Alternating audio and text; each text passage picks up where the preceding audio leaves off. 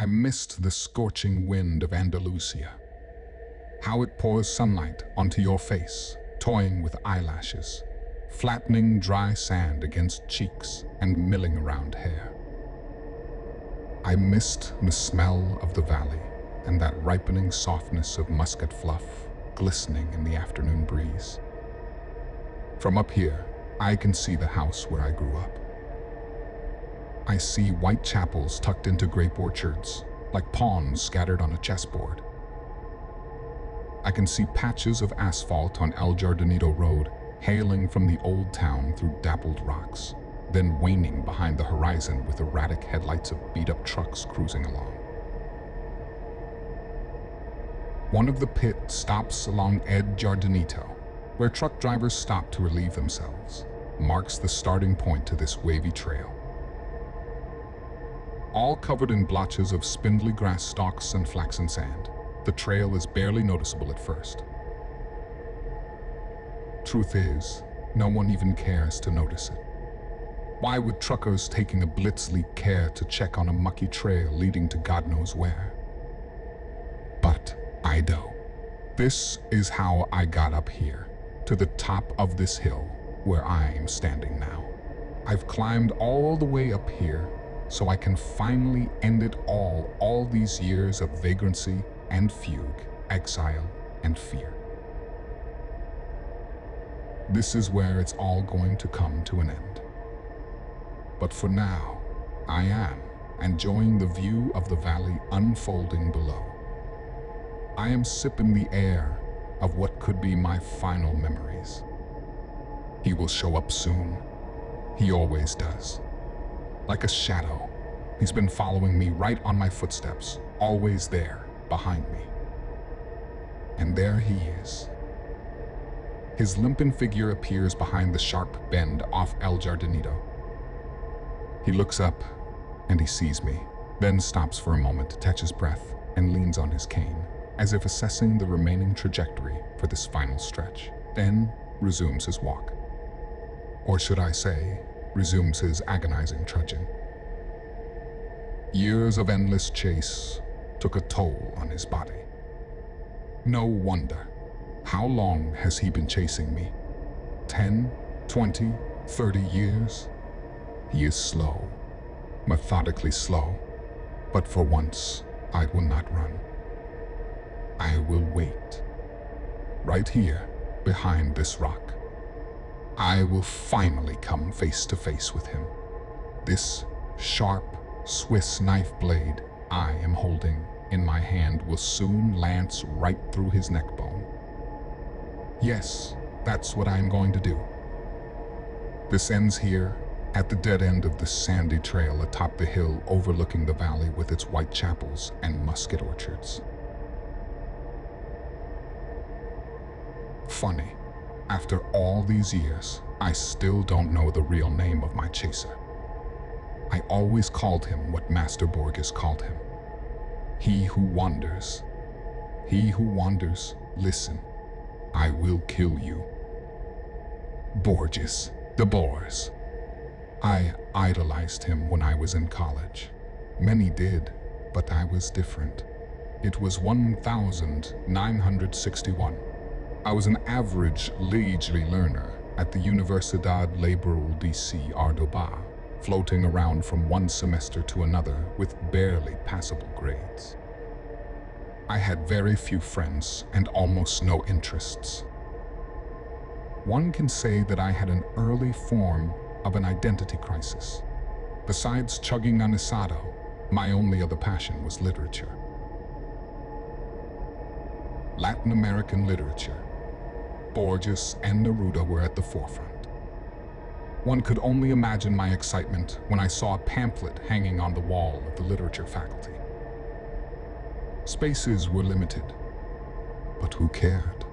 It was the man himself, Georg Louis Borges, coming to give us a lecture, followed by an open panel of questions. Like a maniac, I rushed to the auditorium hours before the lecture. I was the first in line, and when the doors opened, I got the front row seat. The auditorium was packed with drooling chins of young self-proclaimed prodigies, awaiting the arrival of the Great One. And there he was, Buzz, blind lord of literature, walking upright onto the stage with a cane and his loyal assistant right by his side. Standing ovation. He nodded and made a "thank you, please be seated" gesture. Then he began. The lecture was dedicated to Spanish writers. I cannot distinctly recall if it was Cervantes or de Vega. It truly made no difference. Somehow, I managed to sit through his entire lecture, which lasted over 3 hours, and remember nothing. He talked slowly and methodically, pouring honey into our ears like Segovia's guitar, with his absent eyesight affixed on the ceiling. And then it happened. Something that caught me completely off guard. Before closing the day, Borges was about to take questions from the audience. Of course, I raised my hand, and so did about hundreds of other students. One of Borges' assistants whispered something into his ear, which made him smile. It is an honor for me to be in front of an audience of young people, but our time is not infinite, he said with blind eyes, still pinned on the far corner of the hall. For that reason, I will randomly pick questions from 5 of you. I have never won any prizes or lotteries in my life. When I played poker or blackjack, I lost far more than I won. I knew my limitations, and that turned me into an average, apathetic person, rarely trying to outdo oneself. And so, sitting still with little ambition, I got used to that. Until that moment, when I saw Borges pointing his finger in my direction, that came as nothing short of a shock. Me? Yes, young man. Senor Borges picked you. Step forward and introduce yourself, said his assistant. I did not know what to ask, so I quietly mumbled my full name. Fernandez Augustin Navarro. Borges shifted his gray-shaded pupils in my direction, as if reacting to a sudden buzzing of a fruit fly. Fernandez Augustin Navarro. Navarro. Haven't I met you once before, young man? He asked. No, Senor Borges. I never had the honor. But you will. We will meet again, Senor Navarro. You and I will meet again. But for right now, what is your question? The rest of the day was foggy. I don't even remember what question I asked. It must have been about him winning the Prix International, not sure. And maybe not important. No, not important at all. The greatest writer in the history of mankind called me by name, and then that bizarre, unreal thing he said about us meeting again. 9 years later, in 1970, and there I was, a somewhat promising journalist in one of London's somewhat scandalous tabloid newspapers. Every week, my name was featured on the second page alongside with celebrity chronicles and vile rumors. My paycheck was decent enough for a small studio flat by Manchester Square. After years of having been pent up by directionless studies, you could say I became something more than an average. Or, at least, that is what I believed. That day, it was early October, arguably the best season in London, began as usual. I ate my chick breakfast, consisting of 2 scrambled eggs, ham, toast, and dark roast coffee at Barrymore's Diner, and was ready for a pleasant walk to the office. It was shortly after 8 a.m., and I was in no hurry. My route was the same as it was every day. Past the square, right turn on George Street, left turn on Thayer, another right on Marylebone. My thoughts that morning were all preoccupied with the piece I was working on, so I was slowly making my way through the square when something caught my eye. Or rather, someone. At first, I did not pay much attention to him, no more than I did to anybody else who idled at the square that morning. Hippie rascals with soiled hair playing guitar on every corner was a common theme in those days, and London town was certainly no exception. So here was another one of those misunderstood love proclaimers sitting right behind the gated area of the square. Striped worn-out jacket, heavy cap, sandals with clots of woolen socks sticking out. A common hippie bum, as anyone may have thought. I thought so too, except this one had something that made my intestines churn. I didn't know what it was, but once I saw him, I felt the irresistible urge to instantly walk away and never see him again. The way he looked at me, that gloomy frown that made me think of a line from Oscar Wilde, that fellows got to swing. There certainly was something outerworldly about that fellow. His eyes, as eyes of carved from a rock below his forehead, were mercilessly drilling thousands of tiny holes through me. I added pace. As I turned back one last time, I noticed him slowly walking towards me. Past the gates of the square, onto the street, paying no attention to screeching tires of honking cars. Walking right towards me. He's just a bum. No, he is not. Just another one of those unwashed hippies. No, no. Run, run, run. George Street was empty, like in post-war bombed quarters. I could hear my brisk footsteps. Or was it the drubbing of my aorta against the chest? He was catching up. Run. Don't be silly. Yes, run. First, slowly, as if you're trying to not show your chaser that you're scared. No, not scared, more like in a hurry. Why am I running? I can take him out with one punch. But it really wasn't about that. It was my first experience of that feeling, which I can only describe as some sort of primordial sense of fear. Panic, dread, unexplained sense of looming doom arching above you like a dark figure with a scythe. I ran faster than my feet could move. As I turned the corner on Thayer, I paused and looked back, fearing to see him right behind. Scrambled eggs, toast, and dark roast coffee were about to make their way back up through my esophagus. Wiping the sweat off my palms onto my pants, I bent forward in a protective position and looked around. Empty windows of George Street were checking me out like a toddler witnessing parent in a cowardly act. Whoever that man was that incensed me into this uncontrollable panic, he was now gone. Shame on you, Fernandez Augustin, I repeated to myself while making futile attempts to enthrall palpitation to subside. Shame on you, I mumbled, repeating that word. Mumbling turned into whistling that song by Magic Lanterns. Shame, shame, I whistled, acting calm and self-composed. I sang without knowing words, only to convert my mind to something else. I sang so others wouldn't notice me shaking. I climbed the stairs of my office building. 3 at a time. 3rd floor. The familiar smell of typography oils calmed me down. Safe. Heaven. Shame on you, Fernandez Augustin Navarro. Even now, I question myself whether my journey to madness began on that day, or was it underway for many years.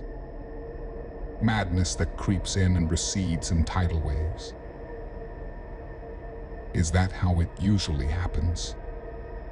All I know is that an hour later, I was laughing at my little moment of weaknesses. Preposterous and rubbish. My thick Andalusian twang spoke to me. The idea of being fully checked out by a specialist did cross my mind, and I immediately thought of Dr. Patel in Camden Town. He'd give me a comfortable medical diagnosis, like a panic attack, and prescribe some white pills, I thought. Little did I know that the day had more surprises in store.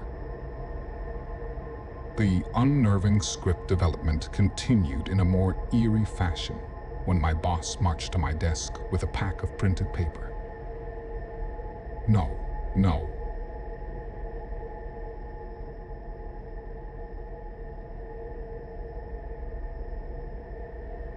Instead, you are going to do an article on Georg Louis Borges' new book. He is making his presentation today at London Public Library, and blah, blah, blah. I forgot about the panic attack. The thrill of seeing Master Borges again, 9 years later, was surreal. Moments later, I was sitting in a cab on my way to the London Public Library, scribbling all possible questions I should be asking him. Ill-informed de Brody? Other books? Forget it. I knew very well what I would ask. I paid the cab and galloped up the marble stairs leading to the hallway, where the master was about to hold his new book presentation. I elbowed myself through the crowd of journalists to occupy the coveted front row spot. Quick inventory check, wallet, J-sack, along with the omnipresent Swiss knife. Seconds ticked leisurely on my wristwatch. 4 more minutes. Forget this morning's sickness. Forget Dr. Patel. Collect yourself, Fernandez Augustin. Navarro, that's your last name, isn't it? Yes, Senor Borges. But how do you? 9 years ago, in Cordoba, I told you we would meet again. Do you remember? I nodded rapidly, completely forgetting he couldn't see me. Perhaps, continued Borges, it would be more prudent for us to speak privately after the conference. I invite you to have coffee with me. You like Colombian coffee, Mr. Navarro? I shall see you precisely at 6 o'clock at the address that my assistant will provide. His blind eyes were still affixed at the top far corner of the hallway, far above all the congested, sharp-penciled critics and arduous followers of his divine writing. The attention was now all on me, as revealed by hundreds of photo flashes from behind. I thought of all the explaining that I would have to do tomorrow. How does Borges know you? Are you friends? You were raised in Cordova. Are you his illegitimate son? Back then, I did not know. Answers came later. Memory is a tricky animal. As I gaze over the valley and satiate my lungs with familiar smells, I cannot think of anything specific. Vague and elusive memories of my childhood home. And these orchards, these white chapels, and the old town itself, nothing but an incomprehensible sensation somewhere down there, below the chest cage. I close my eyes and let the sun twirl around with the tinted specks of mosaic light. I am trying to focus without looking. Alas, nothing comes to mind. I've been robbed of my memory. You. I cast my eyes at the trail again. He is closing in. It's hard for him to walk upward, and yet I see that determination in his eyes, in his tight grip of that wobbly walking stick, in the way he periodically stops to catch his breath and eyeball the remaining distance. I am not going anywhere. 5, 10 more minutes. Come and take me, old man. If you can. I almost see his facial expression under the heavily pronounced frontal lobe. It's a grin. It's an expression that says, "We shall see." Once I read an interview in the morning, the Nines. In it, Borges was portrayed as extremely humble and minimalistic. His house was depicted as a perfectly organized space with easy access to everything. Books on the shelves, judging from the admiration of the columnist, there were lots of them, were organized by theme and by title. Dictionaries and encyclopedias were grouped together on the same rack, so he could find them easily. In another article, dated 1966, I read that when Borges travels, and those travels were quite extensive, he carries a whole rack of books along, some of which may not even be read. When I entered his hotel room, that very book rack was the first thing that caught my eye. I stood perplexed at the multitude of titles, most unknown to me, when I heard the door swing wide open, and there he was entering through the doorway with a leisurely swinging cane. Ah, Senor Navarro, how kind of you to visit this old man. I took a step towards him and produced some gibberish like pleasure is all but mine. He half smiled and pointed his hand to the chair. I know you will quite enjoy the taste of Colombian dark roast. Borges sat down and leaned slightly backwards without releasing his cane. Do you know the biggest advantage of being blind? He asked and answered immediately. Blind don't need light, so my utility bills are way lower. He laughed at his own joke, only to be interrupted by his assistant carrying a tray of aromatic coffee poured in 2 small porcelain cups. Amazing how the very idea of drinking coffee instantly changes your mood before you even take your first sip. As I was readying to go on a pre-scripted monologue of expressing my gratitude and honor, Borges jumped right into the action. I will get right to it, Senor Navarro. About you being here and about me remembering you. I know you have many questions. I will attempt to answer some, but not all. When you leave this hotel, there will still be some questions that you will have to find answers to. On your own. He gently picked his cup of coffee and with hands somewhat shaking, took an artistic sip. Yes, I had questions. So many that my brain membranes were buzzing in bewilderment and disbelief. Here I was, sitting in the room with one of the greatest writers who happened to mysteriously know my name and... Have you, by any chance, read The Book of Imaginary Beings? Asked Borges. I have. Many times. I read it in Spanish when it just came out. Very recently, I bought the English translation in some shabby bookstore off Oxford Circus. I read that book far too many times, but never in its entirety, mostly starting on a random page, just as Borges had intended it to be consumed by his readers. You see, Senor Navarro, that book was, and perhaps still is, a never-ending work in progress, as human imagination has no boundaries. I have included what I had researched over 10 years ago, then recently expanded and republished with more figments of collective human imagination. But the book is merely a small subset. In a way, the book writes itself.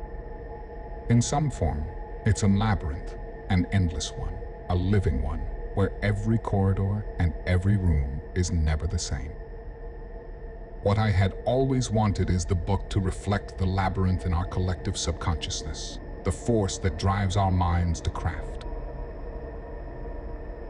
For that reason, all the creatures in my book are strictly fictional. Mythical. Am I not boring you? Not at all. I understand, Senor Borges. He nodded and wiped a coffee grind off his nose. That book, as its title implies, is all about imaginary beings. Tales, legends, folklore, But one thing that no one knows is that I had originally intended this book to include one more being. A being that goes by its Latin name, Quietus Est. It appeared and disappeared across many cultures, sometimes centuries apart.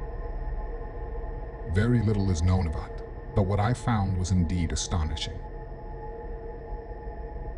First, this being is physically no different than an ordinary human. You may say it is human in many ways. As I studied this entity, I became more and more agitated. I could not stop, like a madman. I was trying to learn more and more, but very soon the excitement turned into another feeling. Fear of what, Senor Borges? Borges' eyesight shifted from the corner of the room straight on me, as if he could perfectly see me. Fear of what I had uncovered. That Quietus Est is not a myth at all. He attempted to take another sip, but his hands started shaking, so he had to put the cup down, spilling some of it on the saucer and around the table. Pardon me, young man, I am trying to maintain composure. But you have not tried the coffee, he said, wiping his mouth and forehead with a knitted. I raised the small cup and took a sip, disregarding the aromatic fumes of Colombian beans drifting down my internal gorges. Pardon me, sir, but you are saying that the imaginary being called Quietus Est was not imaginary. Is that why you decided not to include him in your book of imaginary beings? Only in part. Fear came from the realization of what it would mean for mankind to know about its existence. You see, it's no secret that we are all well aware of our eventual demise. We all die.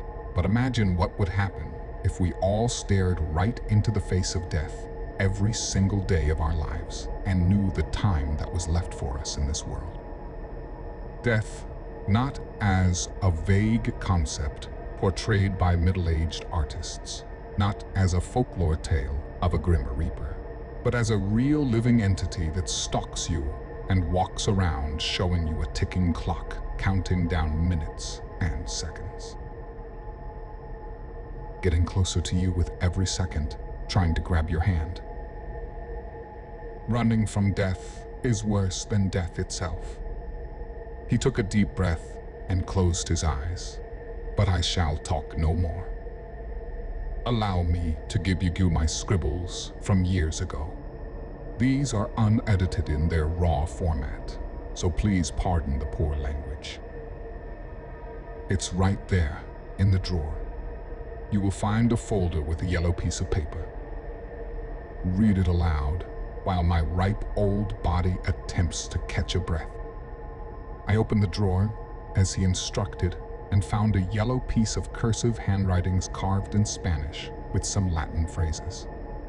The scribbles were short, less than a page long with marks and scratches, but most of this was very much decipherable. He must have written this himself half blind, I thought.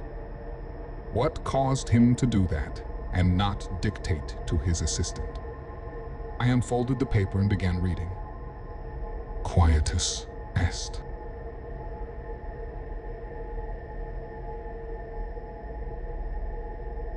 It is said that one shall not know about its own ways and times of demise.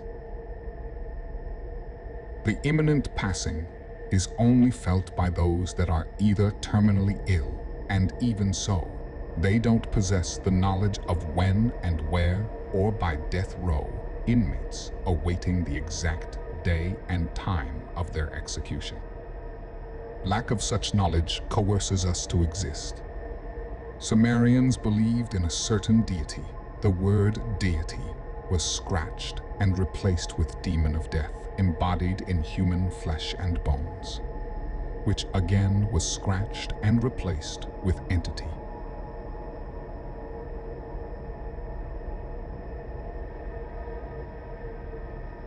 Per the ancient Book of Dead, which was discovered as a set of clay tablets buried in corpses. Only those that are luminous can see the deity. Again, crossed out the tout and with end that entity. The luminous ones are thought to be either people with high spiritual powers or vice versa, the cursed ones, condemned by priests. The reference briefly reappears in some Egyptian manuscripts, but in later writings is replaced by Anubis or, in rare occurrences, by Horus. The writings again depict this unnamed being as an eternal human who never sleeps but always wanders. What's strange is that neither Sumerians nor Egyptians ever gave the entity a discrete name. However, the later rare findings during Dark Ages refer to him as Quietus Est. The only depiction of Quietus seized was that of an ordinary human standing next to a sun clock, which was used to measure the time that the Chosen One had left to live. From time to time, Quietus stalks the Chosen One and, when cornered, moves hands of the clock forward to shorten the lifetime. If the Chosen One cannot escape, then his time eventually runs out.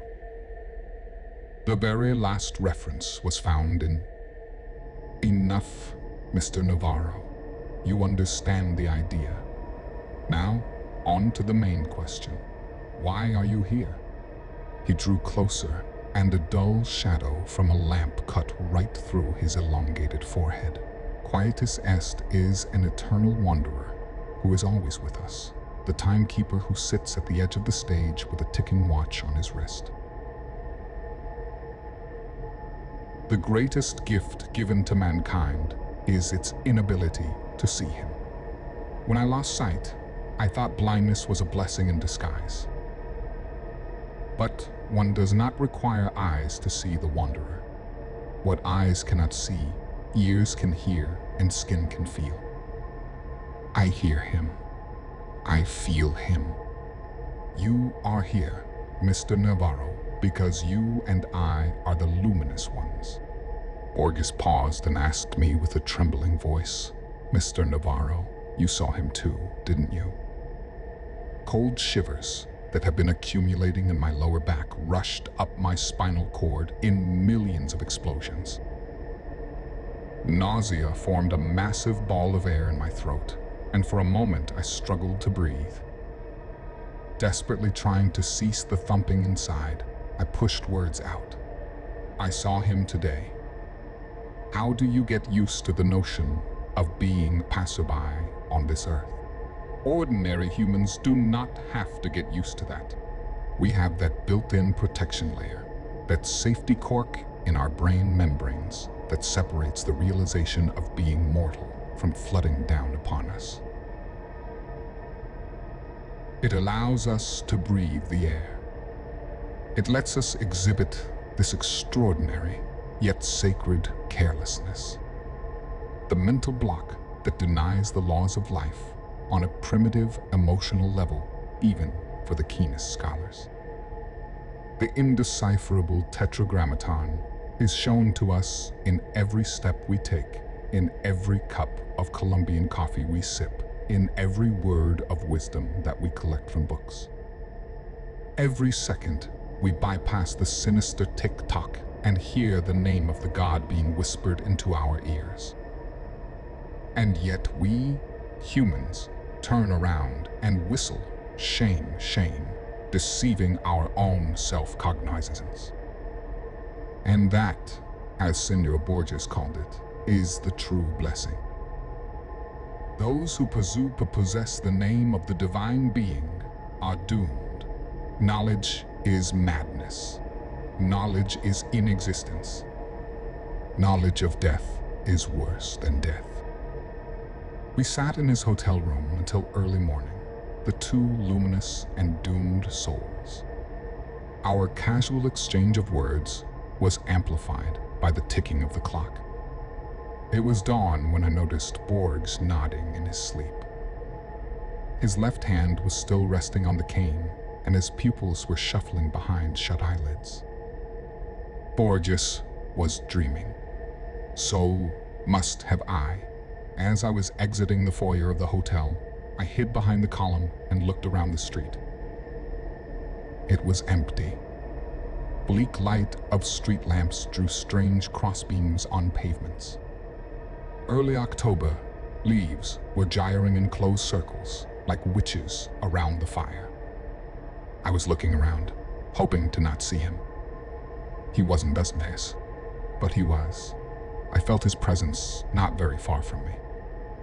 Muscat orchards, they resonate inside like echoes of a guitar string heard from a deep alcove, but nothing particular comes to mind.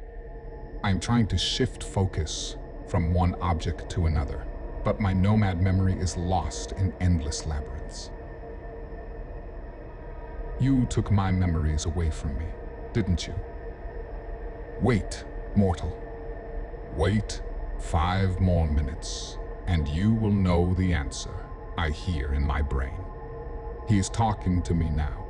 I can see how the long uphill walk is wearing him out. But what are pain and tiredness when you're crossing the finish line?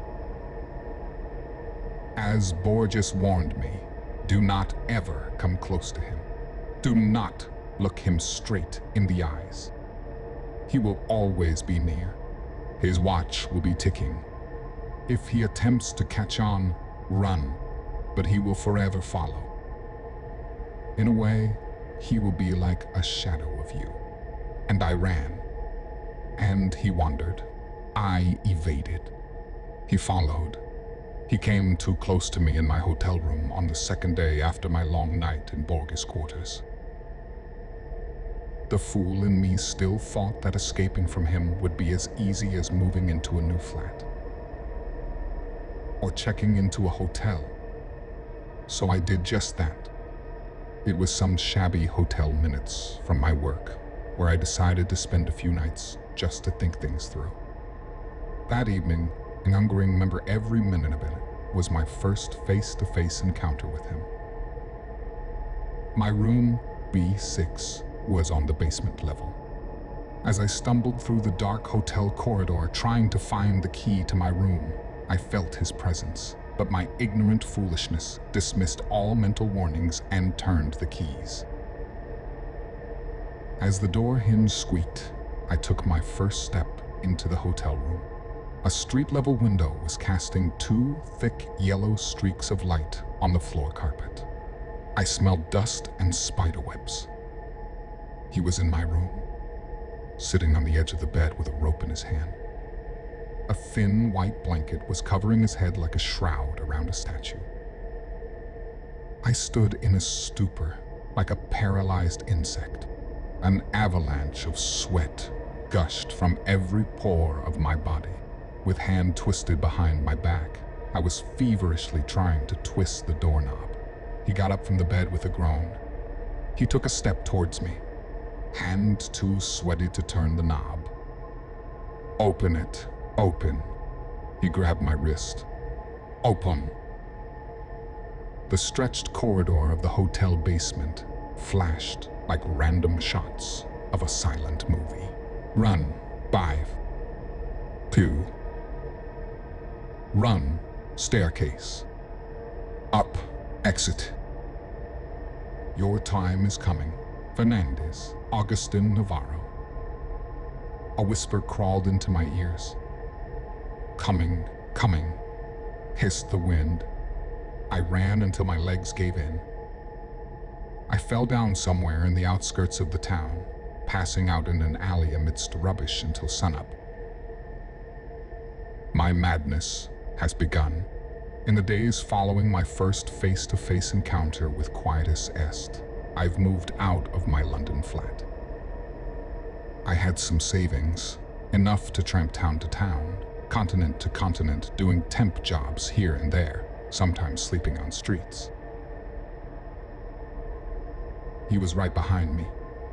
Even if I didn't see him for a month, I knew he would soon catch on. It would be only a matter of time for him to pop up somewhere. On the opposite side of the street, in the next car over on the subway, or madly prying through shutters of windows in the house across. My attempts to speak to Borgs were futile. How does the blind master live with this curse? I wondered. How does he manage to evade his sinister follower? I had questions, far more than I had anticipated. But Senior Borges was already on the other side of the globe. I wrote him letters. He never replied. I tried calling hotels where he stayed, unavailable. The books that he wrote, I bought all of them in attempts to find hidden meanings. What if he had secret messages for me inside his writings? The Book of Sand, Dr. Brody's report. I even searched his earlier writings, analyzed every word. Pointless, futile, until 1983, Shakespeare's Memory, his final book, as it turned out to be. I was somewhere in Eastern Europe when I bought the book.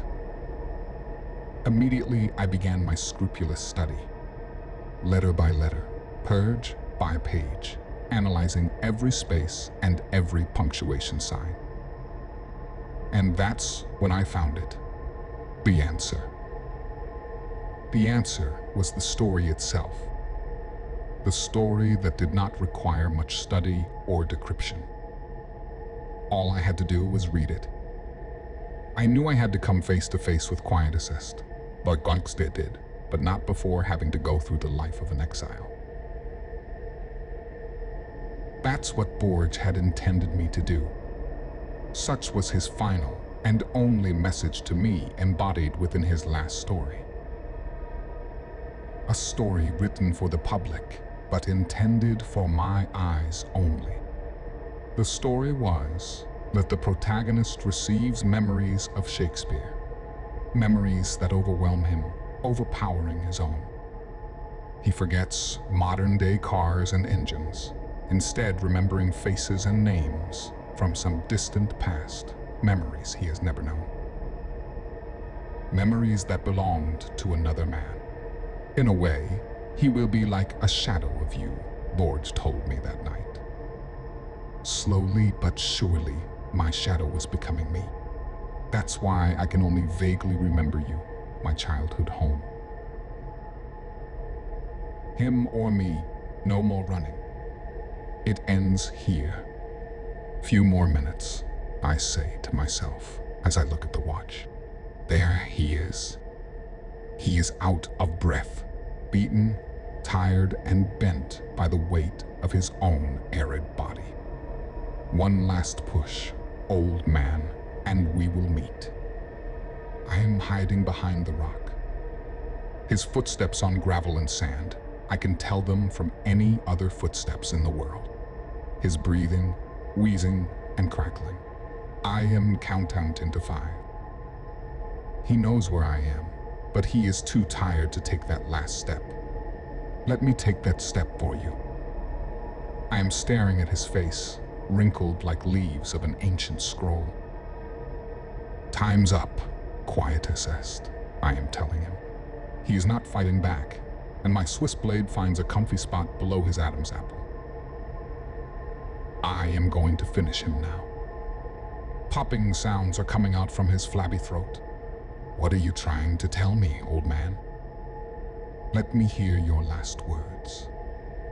I am easing the pressure to let him talk. But the sounds that come out, not words, but laughter. You are confused, he says. You've got it all wrong. Let me help you understand. I'm letting him sit up. He is coughing blood. One wrong move, and he's dead. He wipes the blood off his lips and nods in understanding. All my life, I have followed you, he begins slowly. It's a miracle I've come this far and lived this long. Ever since I left Cordoba, I was a ticking time bomb. I was diagnosed as suicidal. Doctor after doctor, therapies, specialists, prescription, yoga. I have tried them all. Some helped for a while, and the disease subsided, but then trolled back with a new, stronger wave. It's this disease that nests here, and he points to his head, forcing me to look for a way to end my own life. It all began in London, on that morning when I was sitting on the bench in the middle of that square, feeling the disease gnawing on my brain. My first attempt was in that hotel, room 6. I sat on the bed in that dark room for hours with a rope in my hand and a blanket over my head. Death opened the door and stood above me in the darkness of the room. Oh, how I wanted my pain to end. But it was not meant to be. Not then, not there. I had to live on. Ever since that day, it was a cat and a mouse game between us. I chased death, and death would always slip away. Until now. He pauses, rubs his flabby neck, then points his finger down the valley and continues. I was born in that house. I remember every moment of my childhood. My parents, my toys, my school. I remember playing hide and seek with my cousins in Muscat Gardens and dozing off to Sunday clergy in that white chapel. I remember Eastern rugs being washed on the street and the smell of grapes. My name is Fernandez August Navarro, and you have no true name, but they call you Quietus Est. The one who wanders. Filaments of scorching infernos have been ignited all over me. The fire sets off inside my eyelids, spreading over to all facial pores and trickling down my body. Lies, imbecile lies. I roar. Look at me, he says. I am an old man. And you? Still young and strong as you will always be. You have not aged. Now, think more. What do you remember of your childhood? Shakespearean memories of random sounds and smells are all you have gained from me. Master Borges knew who you were. He cracked you, and then he tricked you. He made you think you were me. That was his way of evading you, by not revealing you the truth until his final breath, final book, final story. You are the one who wanders, and those memories you have, those are my memories. And now that I have told you who you really are, you must finally finish me. I have heard enough of his fibs. I am throwing my knife away. I shall not require any blades to finish him. With hands clenched around his thin neck, I am strangling him. I hear him squeal as the grip tightens. I feel the crackling of neck bones between my thumbs. I see him gulping the air in warm convulsions. He looks peaceful. I sight on his chest and watch his last breath picked up by the wind, carried down the valley to the gardens, passing by the white chapel and the house where he grew up. The scorching wind of Andalusia is pouring sunlight onto his face, toying with eyelashes, pounding on cheeks and gyring through hair. He must have missed the smell of the valley and the ripening softness of muscat fluff glistening in the air. I am rewinding my wristwatch and walking downhill along the wavy trail, my thumbs still sore from killing. I am taking small steps sideways. Once I reach El Jardinito Road, I will hop on the first bus, and from there, I will travel west. Or north. Destination will never matter. Anywhere is where the roads take me. Me, the one who wanders,